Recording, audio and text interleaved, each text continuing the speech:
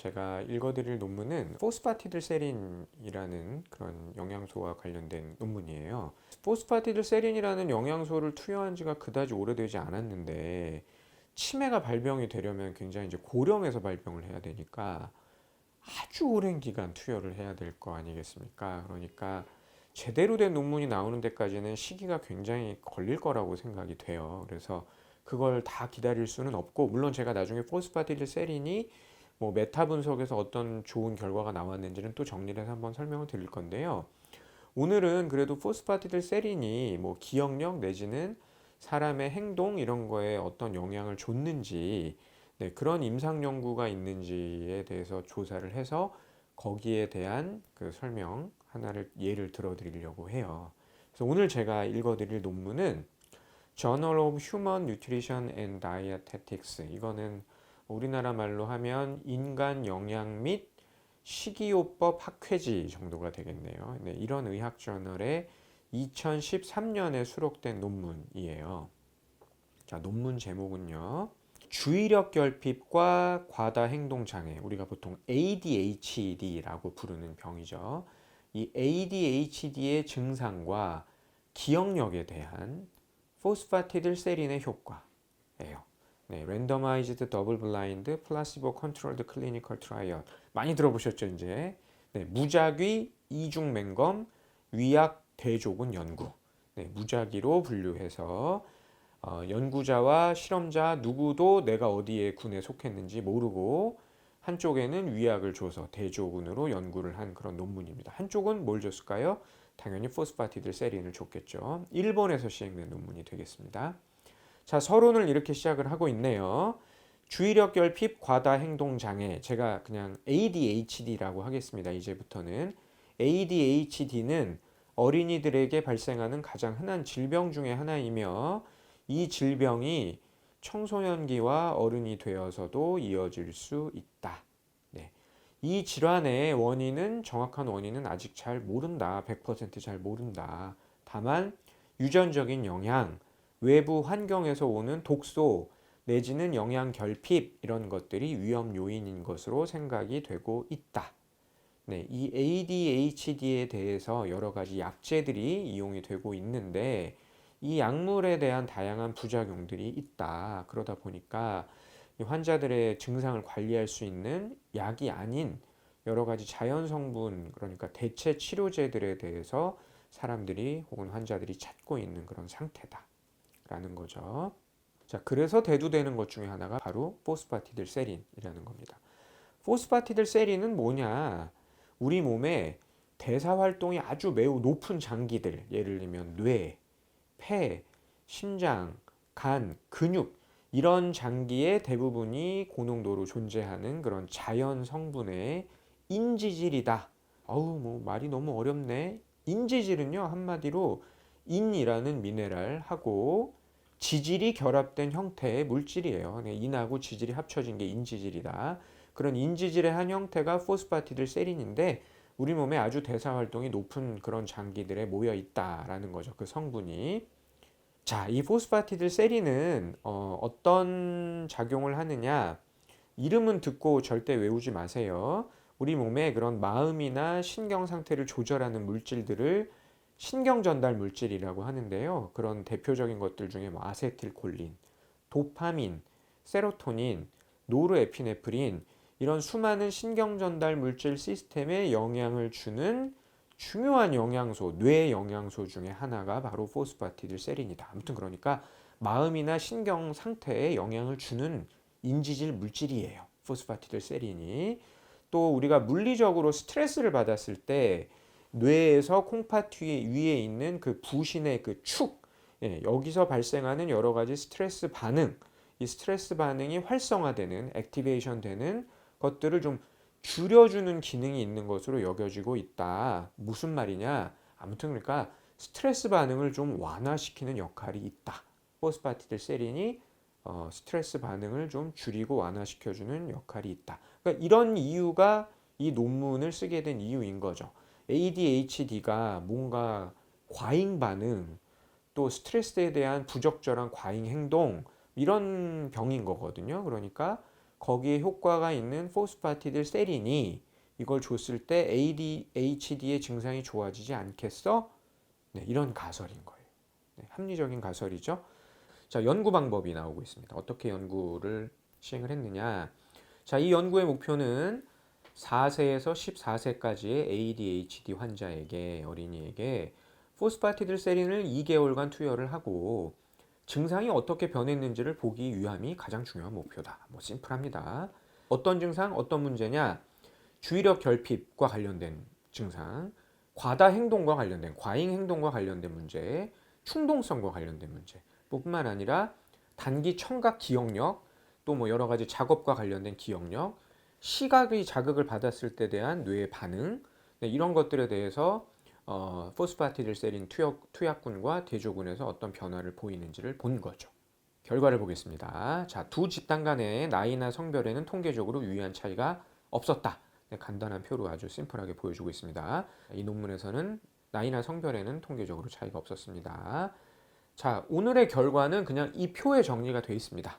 자, 이쪽이 포스파티딜세린 투여군입니다. 그 다음에 이쪽이 위약 투여군에 대해서 정리를 해 놓은 거예요. 항상 말씀드렸던 통계적으로 유의한가 별표, 그 별표가 어딨나요? 네, 여기 별표들이 있습니다. 자, 여기가 포스파티딜세린 투여군에만 별표들이 막 있죠.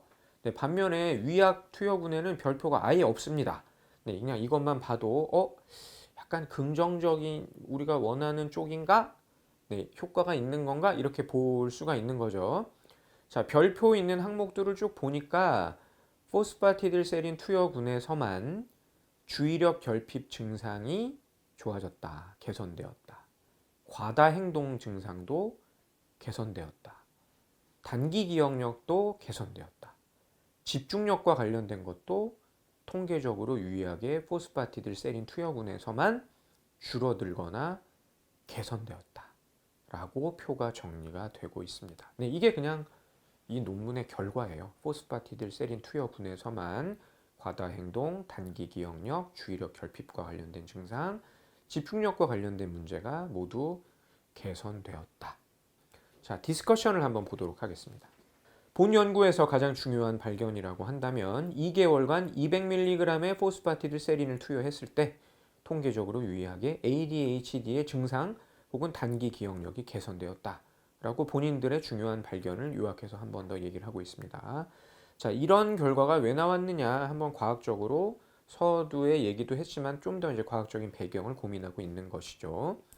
도파민, 세로토닌, 아세틸콜린과 같은 그런 많은 신경 전달 물질이나 신경 조절 물질들이 뇌의 그 전전두엽 피질, 뇌의 어떤 부위라고 생각하시면 돼요. 그 기능에 관여를 한다.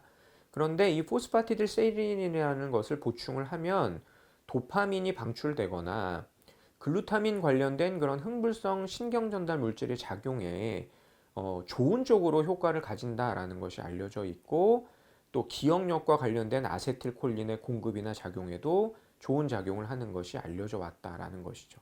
네, 그러니까 뭐 여러 가지 신경 전달 물질이 ADHD와 관련된 그런 부위의 기능에 영향을 주는데 또 포스파티딜세린이 그런 기능들이 조절하는데 긍정적인 작용을 하는 것으로 우리가 생각을 해왔다라는 겁니다.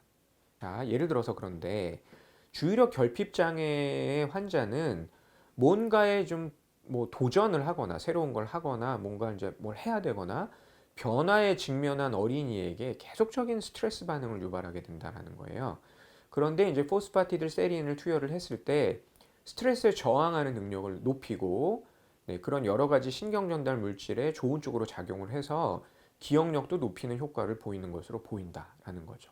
네, 실제로 또 과거의 연구에서도 포스파티딜세린이 스트레스 관련된 반응을 완화시키고 차단한다는 그런 연구도 있었다라는 거니까 본인들의 연구를 뒷받침하는 그런 과거의 연구도 있었다라는 거예요. 그러니까 결과적으로는 ADHD라는 것 자체가 여러 가지 스트레스 내지는 뭔가의 새로운 걸 해야 될 때 신경전달 물질이 복잡해지고 스트레스에 대한 과다 반응이 생기면서 과잉 행동이 생기고 주의력 결핍이 생기고 기억력도 떨어지고 막 이렇게 되는 건데 포스파티딜세린이 여러 가지 신경전달 물질에 긍정적으로 작용을 해서 ADHD의 증상도 좋은 쪽으로 작용하게 만드는 것이 아니겠느냐라는 것이죠. 뭐 결과 자체는 용어가 어렵지 결과의 그 이론은 굉장히 심플하죠. 네. 자, 이제 결론을 이제 맺고 있습니다. 포스파티딜 세린은 ADHD 증상과 단기 기억력을 유의하고 의미 있게 개선하였다. 네, 포스파티딜 세린은 ADHD를 겪고 있는 어린이에게서 정신과 관련된 그런 여러 가지 수행 항목들을 개선하는 데 안전하게 쓸 수 있는 천연 성분으로 보인다라는 거죠. 물론 더 많은 연구가 필요하다. 이렇게 정리를 하면서 끝을 내고 있습니다. 자, 제 결론을 좀 말씀을 드리도록 하겠습니다. 아직 그 포스파티딜 세린이라는 물질 자체도 좀 어려워 이렇게 생각하시는 분들도 굉장히 많을 거예요. 그렇지만 이미 영양제로 많이 알려져 있기 때문에 잘 알고 계신 분들도 많을 겁니다. 그런데 이제 알고 계신 분들은 대부분 이거 치매를 예방하는 물질 아니야? 이렇게 생각하실 거예요. 그런데 치매라는 것을 드라마틱하게 개선을 하려면 앞으로 많은 시간이 좀 필요할 겁니다. 네. 당장 좋은 치매와 직접적인 연구 결과가 나오기는 좀 어렵다라는 거죠. 물론 뭐 실험실에서 동물 연구를 하거나 그러는 건 이미 많이 나와 있지만요. 그런데 이제 직접적으로 치매까지는 아니더라도 이 ADHD와 그 어린이에게서 기억력이나 스트레스 반응을 줄이는 데는 어느 정도 안전하다. 네, 이거는 이제 논문으로 나와 있으니까 제가 한번 소개를 드린 거고요. 뭐 이 논문 하나를 가지고 ADHD를 겪고 있는 그런 어린이에게 약을 끊고 포스파티딜 세린을 먹어라. 말도 안 되는 얘기고 절대 그러면 안 되겠죠. 다만 약이라는 것에 특히 어린이에게 약을 주는 것에 대한 항상 그 부작용이 걱정이 되잖아요. 그럴 때 약과 병행 내지는 어느 정도의 증상을 완화시키는 목적으로 그런 상황에서는 비교적 안전하게 사용할 수 있는 성분이 바로 이 포스파티딜 세린일 것이다. 그렇게 저도 생각을 합니다. 저는 개인적으로는 뭐 어느 정도의 기억력을 높인다 혹은 어느 정도의 스트레스 반응을 안정화시킨다 이렇게 사용하는 영양제로는 매우 긍정적이라고 생각을 해요. 제가 팁을 하나만 더 드린다면 이건 아직 그 100%제 말이 맞습니다라고 말씀드릴 수는 없습니다. 이론적으로는 포스파틸리세린이 기억력과 관련된 아세틸콜린이라는 것을 높이는 데 영향을 주는 건 맞아요. 그런데 원래 이 아세틸콜린이 작동을 할 때 모든 뇌의 기능을 높이면서 기억을 하는 것이 아니고 어느 정도 쓸데없는 뇌의 기능은 살짝 낮추면서 꼭 필요한 것을 기억하게 만드는 거기 때문에 전체적으로 봤을 때는 뇌 기능이 살짝 떨어질 수도 있다라는 게 맞아요. 네, 그러니까 원래 우리가 기억력이라는 거는 잠을 잘 때 아세틸콜린이 활발하게 작용을 하면서 쓸데없는 건 잊어버리고 기억할 것만 기억을 해서 기억력을 높이는 거거든요. 그럼 이런 이론적인 배경으로는 포스파틸리세린을 투여했을 때 기억력은 높아질 수 있지만 살짝 나른해질 수는 있을 수도 있겠다라는 거예요. 네, 그러니까 만약에 약간 졸립다 그런 분들은 어떻게 하면 되겠습니까? 주무시기 전에 드시면 되겠죠. 졸려 이러지 마시고 그러니까 이런 또 팁에 대해서는 제가 나중에 포스파티딜세린이 과연 수면을 유도할 수까지 있어? 네, 이런 논문까지 한번 제가 찾아봐서 한번 더 다루도록 하겠습니다. 네, 어떻습니까? 이 포스파티딜세린이 어느 정도 작용을 하는지는 이제 그래도 개념을 좀 잡으셨죠? 네, 기억력을 좀 높이거나 과잉 행동을 낮추거나 스트레스를 조절하는 데는 긍정적인 영향을 줄 수도 있겠다라고 생각이 됩니다. 물론 이것이 뭐 누구에게나 기억력을 높인다 혹은 이 논문 몇십 명 가지고 한 논문을 가지고 치매를 예방할 수 있다 이렇게까지 얘기하기는 굉장히 어렵지만 이제 또 포스파티딜세린을 공부하기 위한 시작이라고 생각을 하시면 되겠습니다. 지금까지 의학식품 논문 읽어주는 남자 이기호였습니다.